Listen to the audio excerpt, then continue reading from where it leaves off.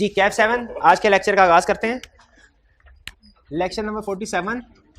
आज जो कंसेप्ट हम स्टडी करने जा रहे हैं वो है कोरम ऑफ जनरल मीटिंग और circumstances under which general meeting may be declared invalid. लेकिन इन कंसेप्ट की तरफ चलने से पहले प्रीवियस लेक्चर में से कोई क्वेश्चन पूछना चाहते हो तो पूछ लीजिए।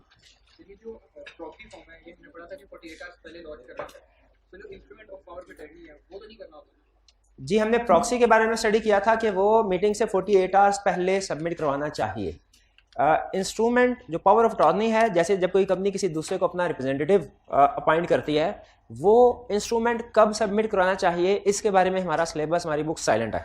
तो इस पे हम 48 आवर्स की प्रोविजन ही इस पे भी अप्लाई कर देते हैं कि ये भी 48 आवर्स पहले ही सबमिट करवाना होगा। ठीक, और कोई क्वेश्चन? जी जी पूछिए। जी बिल्कुल।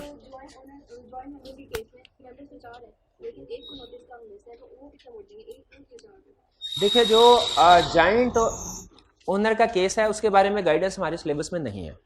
हमें ये पता है, हमारे सिलेबस इतना हमें बताता है कि अगर जॉइंट शेयर होल्डर्स हैं तो नोटिस जो जाएगा वो जो सबसे पहले जिसका नाम है उसको नोटिस भेजा जाएगा। ठीक है, फिर इसके बाद आगे फर्दर इसका अटेंड करने का राइट किसका है और वोटिंग किस तरीके से होगी, और अगर जो लोग डिफरेंट वोट कास्ट करना चाहें तो वो किस तरीके से कर सकते हैं, ये सारी इसकी डिटेल प्रोसीडिंग हमारे सिलेबस में नहीं है।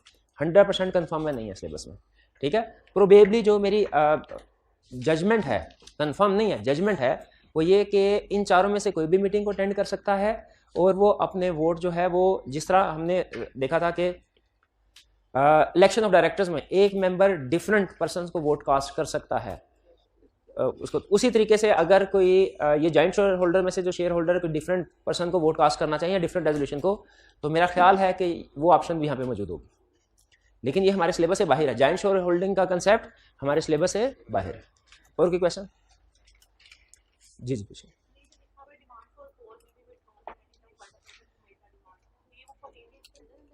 जी बिल्कुल, पोलिंग का हमने रूल ये पढ़ा था कि जब डिमांड की जाए, डिमांड करने के 14 डेज के अंदर अंदर पोलिंग को कंडक्ट करवाना लाजमी होता है। लेकिन उसमें कंसेप्ट लिखा हुआ है कि जो डिमांड फॉर पोलिंग में बी विड्रॉन एनी टाइम, तो पोलिंग से पहले किसी भी वक्त अगर जिस बंदे ने पोल डिमांड किया है वो अपनी डिमांड को विड्रॉ करवाना चाहे करवा सकता है। वो किसी भी वक्त करवा सकता है, वो चाहे पोलिंग से 1 घंटा पहले विड्रॉ करवाना चाहे करवा सकता है। और कोई क्वेश्चन नहीं? चलिए असाइनमेंट की तरफ चलते हैं। असाइनमेंट में हमारा पहला question, Fancy Works Limited FWL is in process of finalising the prerequisites of holding its first annual general meeting. First AGM को कंडक्ट करवाने के लिए प्री रिक्विजिट्स फाइनलाइज किए जा रहे हैं, to be held on 31 October 2019। Requirement से advise FWL about the matters relating to proxies which must be included in the notice of AGM। Proxy के हवाले से AGM के नोटिस में कौन से मैटर्स इंक्लूड करने चाहिए? 3 मैटर्स हमने स्टडी किया इंक्लूड करने चाहिए। कौन कौन से? मेंबर का राइट टू अपॉइंट प्रॉक्सी, फिर प्रॉक्सी के rights to attend meeting, cast vote, बिल्कुल, और फिर तीसरी चीज प्रॉक्सी फॉर्म। ये 3 चीजें नोटिस में प्रॉक्सी के हवाले से अटैच होती हैं। Second, Arbaz Limited AL is a member of FWL, how would AL represent itself in the AGM? Arbaz Limited AL एक बॉडी कॉर्पोरेट है, नाम में लफ्ज लिमिटेड कॉर्पोरेट हमें बता रहे बॉडी कॉर्पोरेट है। कैसे ये अपने आप को AGM में रिप्रेजेंट करवा सकते हैं? बोर्ड रेजोल्यूशन से ये किसी भी पर्सन को ऑथोराइज कर सकते हैं और वो इनके बिहाफ पे मीटिंग को अटेंड करेगा। हाँ, ये सबमिट कर क्या करवाना पड़ेगा इन्हें? प्रॉक्सी फॉर्म नहीं, पावर ऑफ अटॉर्नी सबमिट करवाना पड़ेगा इनको। 15, ग्रीनलीफ limited A listed company has sent a notice of the forthcoming AGM to the company secretary of Red Rose Limited, which is also a listed company। यानी ग्रीनलीफ Limited company ने notice किसको भेजा है? Red rose को। क्यों भला भेजा होगा? क्योंकि वो उसके शेयर होंगे किसी पास, यानी रेड रोज लिमिटेड कंपनी ने ग्रीनलीफ लिमिटेड कंपनी के शेयर्स बाय किए होंगे। Red Rose Limited has recently acquired, क्या भी दिया उसने, 100,000 shares in Greenleaf Limited and you are required to advise its directors about the following in the light of Companies Act 2017। क्या guide करना है हमने? A, who can represent Red Rose Limited in the annual general meeting of Greenleaf Limited? ये वही question जो भी हमने पहले डिस्कस किया। बोर्ड ऑफ डायरेक्टर किसी भी नेचुरल पर्सन को ऑथराइज कर सकते हैं थ्रू इंस्ट्रूमेंट। जी हाँ, ये रिप्रेजेंटेटिव का केस ही है, बिल्कुल। जो प्रीवियस हमने केस किया था वो भी रिप्रेजेंटेटिव का ही था, जो B पार्ट था अरबाज लिमिटेड वाला। ठीक है, ये भी रिप्रेजेंटेटिव का केस है। B. What are the essential characteristics of an instrument of proxy to be submitted to Greenleaf Limited and what is the deadline for its submission? Essential written होना चाहिए, signed होना चाहिए. Signed किसकी तरफ से होना चाहिए? By member or his authorized representative. और कितना टाइम पहले? 48 hours before start of AGM submit कराना चाहिए. ये दो क्वेश्चंस थे हमारे, इजी क्वेश्चन थे. इनमें कोई प्रॉब्लम तो नहीं है? अब नेक्स्ट लेक्चर की तरफ चलते हैं.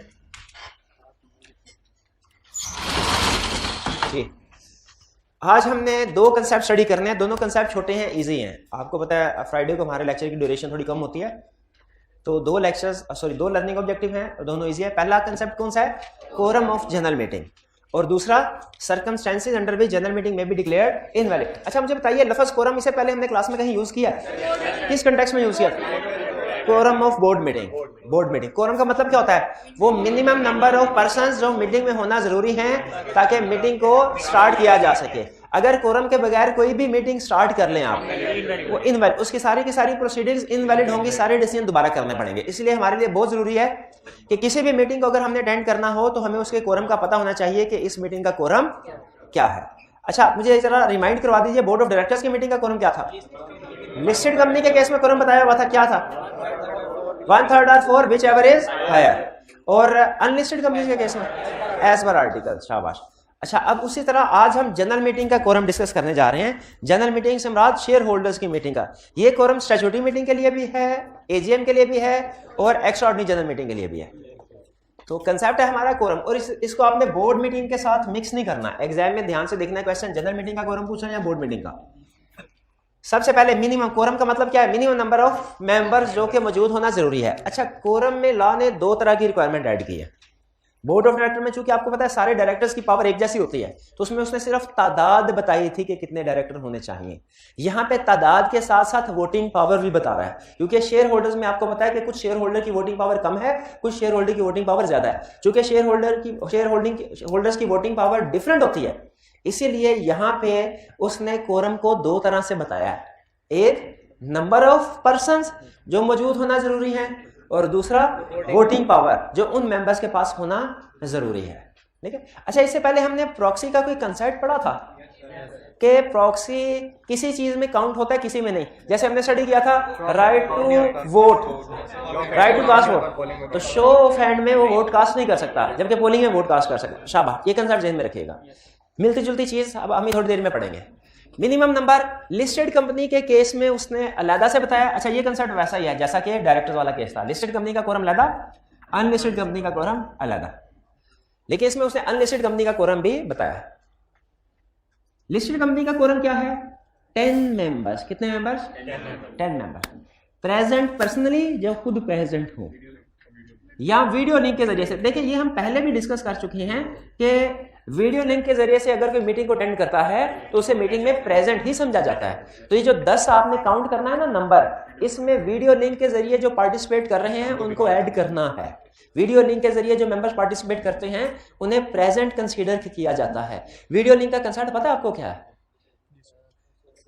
अभी नहीं बताया, ये पहले बताया था. वीडियो लिंक बताइए.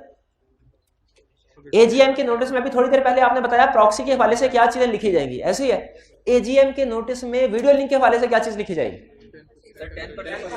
पहले डिपेंड करता है टाइप ऑफ कंपनी. बताइए. लिस्टेड कंपनी के नोटिस में लिखी जाएंगी क्या? कि अगर किसी सिटी में 10% से ज्यादा वोटिंग पावर हो तो वो लोग अप्लाई कर सकते हैं. कितने दिन पहले? मीटिंग से 7 दिन पहले अप्लाई कर सकते हैं और रिटन रिक्वेजिशन सबमिट करवाएंगे, जिसके बाद company video link facility arrange करेगी उस सिटी में. तो इस वीडियो लिंक के जरिए से जो लोग पार्टिसिपेशन करेंगे उन्हें प्रेजेंट समझा जाएगा. हालांकि मीटिंग कराची में हो रही है, वो लाहौर में बैठे हैं, फैसलाबाद में बैठे हैं, लेकिन उन्हें प्रेजेंट समझा जाएगा. ठीक है. प्रॉक्सी जो मौजूद है वो इस गिनती में काउंट नहीं होंगे. 10 में प्रॉक्सी काउंट नहीं है, वीडियो लिंक वाले काउंट है. यानी प्रेजेंट मेंबर्स होने चाहिए तादाद 10. वोटिंग पावर इनके पास कितनी होनी चाहिए? 25% वोटिंग पावर होनी चाहिए. इस वोटिंग पावर को काउंट करते हुए प्रॉक्सी को ऐड कर सकते हैं. वोटिंग पावर को ऐड करने के लिए प्रॉक्सी को काउंट कर सकते हैं. यानी फर्ज कीजिए अगर 10 मेंबर्स हैं जो मौजूद हैं, हर एक के पास 2% शेयर्स हैं. लिस्टेड कंपनी का केस है. क्या कोरम प्रेजेंट है? भाई 10 मेंबर्स पूरे तो हो गए. वोटिंग पावर पूरी नहीं, वोटिंग पावर 20% है. अच्छा, अगर 10 मेंबर्स मौजूद हैं, एक मेंबर एक दूसरे मेंबर को रिप्रेजेंट कर रहा है, प्रॉक्सी है उसका, और उसके पास 10% शेयर्स, 10% वोटिंग पावर, यानी 2% उसका अपना और 10% वो उस पर्सन को रिप्रेजेंट कर रहा है जो मीटिंग में मौजूद नहीं है, जिसको उसने प्रॉक्सी अपॉइंट किया है। अब बताइए, अब कोरम मौजूद है कि नहीं? अब कोरम मौजूद है। कैसे मौजूद है? 10 मेंबर प्रेजेंट है, प्रॉक्सी को नहीं गिना, लेकिन वोटिंग पावर में अब हम प्रॉक्सी की जो वोटिंग पावर है वो भी काउंट इंक्लूड करेंगे 10, यानी वोटिंग पावर 30% हो गई, प्रेजेंट मेंबर 10 हो गए, कोरम पूरा हो गया, अब मीटिंग स्टार्ट हो सकती है। क्लियर हुई है बात? 10 मेंबर्स प्रेजेंट, लिस्टेड कंपनी का कोरम क्या है? 10 मेंबर प्रेजेंट, 25% वोटिंग हो। अच्छा, ये यहाँ पे एक इंटरेस्टिंग लाइन लिखी है उन्होंने, वो कहा है कि ये तो कंपनीज एक्ट ने कोरम बताया, आर्टिकल्स अगर चाहें तो लार्जर नंबर भी कोरम फिक्स कर सकते हैं। यानी अगर शेयर होल्डर्स चाहें तो आर्टिकल्स में अल्टरेशन करके आर्टिकल्स में इंक्लूड कर सकते हैं प्रोविजन के कोरम 10 नहीं 20 मेंबर्स होंगे फॉर एग्जांपल, और वोटिंग पावर 25% नहीं 40% होगी। इन दोनों नंबर्स को 10% और 10 को और 25% को इंक्रीज किया जा सकता है, लॉ ने इसकी इजाजत दी है, डिक्रीज नहीं किया जा सकता, आर्टिकल्स में फिक्स लार्जर नंबर। क्लियर हो गया ये? Next, unlisted company having share capital. अगर अनलिस्टेड कंपनी है हैविंग शेयर कैपिटल, उसकी जनरल मीटिंग का कोरम क्या होगा? रूल्स यही है, सिर्फ एक चीज चेंज हुई, नंबर ऑफ मेंबर्स 2। इसमें अगर 2 मेंबर्स प्रेजेंट हैं, जिसमें वीडियो कॉन्फ्रेंसिंग तो इसमें ऑप्शन एप्लीकेबल ही नहीं है, 2 मेंबर्स प्रेजेंट है तो वो कोरम समझे जाएंगे, उनके पास प्रोवाइडेड 25% वोटिंग पावर हो। ये क्लियर हुआ?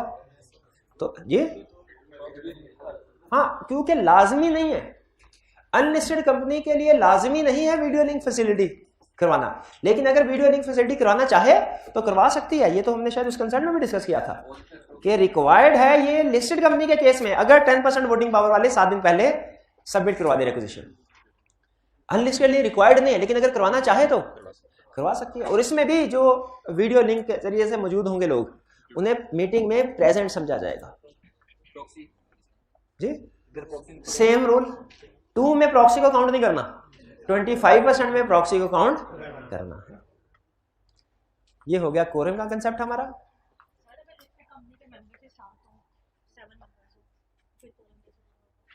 अगर लिस्टेड कंपनीज के टोटल मेंबर्स ही, इसमें थोड़ा सा कंफ्लिक्ट है। एक जगह पे लॉ ये कहता है कि लिस्टेड कंपनी के मिनिमम नंबर 7, वैसे प्रैक्टिकली 7 किसी के लिस्टेड कंपनी के नहीं होते, मैंने नहीं देखा कभी, लेकिन कुछ जगह पे लॉ में एक्सप्लेनेशन की जरूरत है। मिनिमम नंबर अगर वाकई 7 हों तो फिर 10 की रिक्वायरमेंट्स पूरी नहीं होती जी। नहीं, प्रैक्टिकली वो 10 मेंबर्स हो जाते हैं लिस्टेड कंपनी के केस में, 10 मेंबर्स हो जाते हैं, लेकिन मिनिमम नंबर लाने, आप थ्योरेटिकली ये क्वेश्चन बिल्कुल वैलिड है और इसका लाने का जवाब नहीं दिया हुआ कि मिनिमम अगर 7 नंबर्स हैं तो फिर 10 का कोरम कैसे पूरा होगा। इसका मतलब ये हुआ कि लॉ की एक प्रोविजन दूसरे से थोड़ा कंफ्लिक्ट कर रही है, और इसका मतलब हुआ प्रैक्टिकली लिस्टेड कंपनी के कम से कम 10 मेंबर होंगे, लेकिन हमने एग्जाम में 10 नहीं लिखने कि एक जगह पे जहाँ पे नंबर वाली प्रोविजन है वहां पे उसने 7 लिखा हुआ है और कोरम वाली में 10 लिखा है, दोनों को मिला के पढ़े तो 10 बनते हैं कम से कम। ये नहीं, जब वो मिनिमम नंबर पूछेगा तो हमने उसको 7 नहीं बताना। Next, if quorum is not present within 30 minutes. अच्छा, इससे पहले हमने मिनट्स वाला कोई कंसेप्ट स्टडी किया? कौन सा कंसेप्ट? 15 मिनट्स वाला। वो क्या कंसेप्ट था? अगर चेयरमैन ऑफ मीटिंग 15 मिनट में प्रेजेंट ना हो, ना आए, तो फिर क्या किया जाएगा? फिर कोई और डायरेक्टर में से कोई और बंदा चेयरमैन बन जाएगा। अच्छा, अगर 20 मिनट बाद चेयरमैन आ जाए तो जो बन गया अब चेयरमैन वही रहेगा, अब पोजीशन चेंज नहीं होगी। ठीक है, तो चेयरमैन 15 मिनट, और अगर डायरेक्टर में से भी कोई अवेलेबल ना हो या विलिंग ना हो, मेंबर्स में से कोई चेयरमैन, वो 15 मिनट का कंसेप्ट लाता है, 30 मिनट्स वाला लाता है। मिक्स नहीं करना। केस स्टडी में वो टाइम दे रहा है, टाइम दे के पूछ रहा है बताओ इस टाइम पे क्या होगा। 9 बजे के मीटिंग का 9 बजे का प्लान था, 9:20 तक कोरम पूरा नहीं हुआ, अब क्या किया जाएगा? क्या किया जाएगा? 10 मिनट और इंतजार किया जाएगा, क्योंकि लॉ कहता है 30 मिनट तक इंतजार करो। चेयरमैन का 15 मिनट तक इंतजार करो, कोरम का 30 मिनट तक इंतजार। अगर 30 मिनट में कोरम पूरा नहीं होता तो फिर डिपेंड करता है मीटिंग किसकी रिक्विजिशन पे बुलाई गई। ठीक है, अगर मीटिंग इफ कॉल की बजाय लिख ले रिक्विजिशन, क्योंकि कॉल तो आपको पता है डायरेक्टर ही करते हैं ना, तो यहाँ पे कॉल्ड की बजाय रिक्विजिशन्ड का वर्ड ज्यादा बेहतर है। इफ रिक्विजिशन्ड बाय, अगर मेंबर्स ने मीटिंग कॉल की, क्या मेंबर्स कोई मीटिंग कॉल कर सकते हैं? मेंबर्स कौन सी? Statutory meeting, extraordinary general meeting, शाबाश। अगर मेंबर्स ने मीटिंग कॉल की तो अजीब बात, मेंबर्स ने ही रिक्विजिशन सबमिट करवाई कि एक्स्ट्राऑर्डिनरी जनरल मीटिंग बुलाओ और मेंबर्स ही नहीं आए। मेंबर्स, भाई कोरम प्रेजेंट ना होने का यही मतलब है ना। तो अगर मेंबर्स ने मीटिंग कॉल की और मेंबर ही नहीं आए तो हम समझ जाएंगे हमारे साथ मजाक कर रहे हैं, ये प्रैंक हुआ है डायरेक्टर के साथ। तो डायरेक्टर डायरेक्टर हाथ हिला देंगे बिल्कुल। तो ये डायरेक्टर, इस सिचुएशन में क्या होगा? मीटिंग डिसॉल्व हो जाएगी। डिसॉल्व का मतलब खत्म। लेकिन किस केस में? If meeting was requisitioned by member. लेकिन अगर ये मीटिंग डायरेक्टर्स ने कॉल की हुई खुद से, तो फिर ये मीटिंग डिसॉल्व नहीं होगी, एक और मौका दिया जाएगा मेंबर्स को, एडजॉर्न होगी। कब? Next week, same place same time पे ये मीटिंग दोबारा होगी। और अगर एडजॉर्न मीटिंग में भी कोरम प्रेजेंट नहीं हुआ तो फिर जो 2 मेंबर्स होंगे, अगर 2 मेंबर भी हुए ना, वो भी कोरम समझ लिए जाएंगे, चाहे लिस्टेड कंपनी क्यों ना हो, 2 मेंबर्स है। और अगर अनलिस्टेड है तो फिर ये वोटिंग पावर की कंडीशन भी रिलैक्स। 2 मेंबर भी आ गए ना, 2 मेंबर, कितने? 2, तो उसे समझा जाएगा ये कोरम पूरा हो गया। कब? जब एडजॉर्न मीटिंग में भी कोरम पूरा ना हो। क्या आ जाए?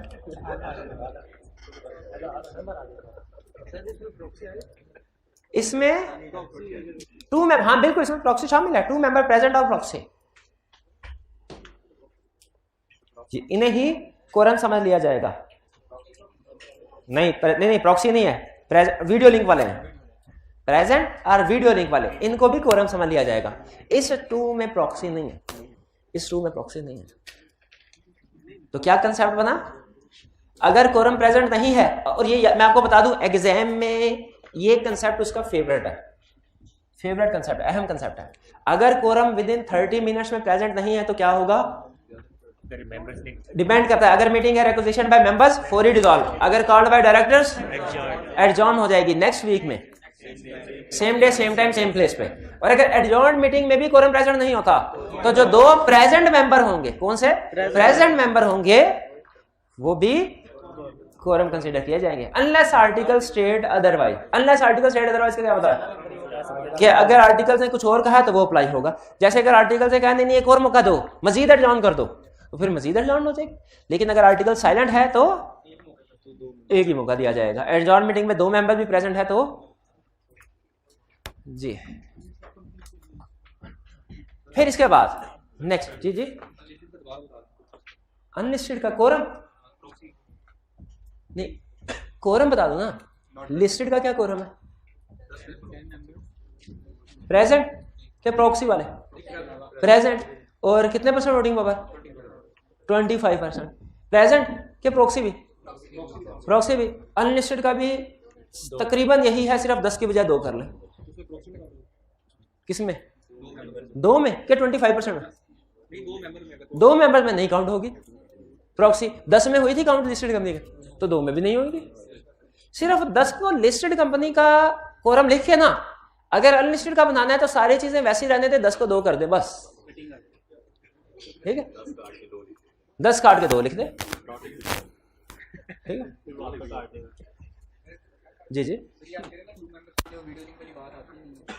तो नहीं 2 मेंबर्स का वीडियो लिंक नहीं, प्रॉक्सी की बात।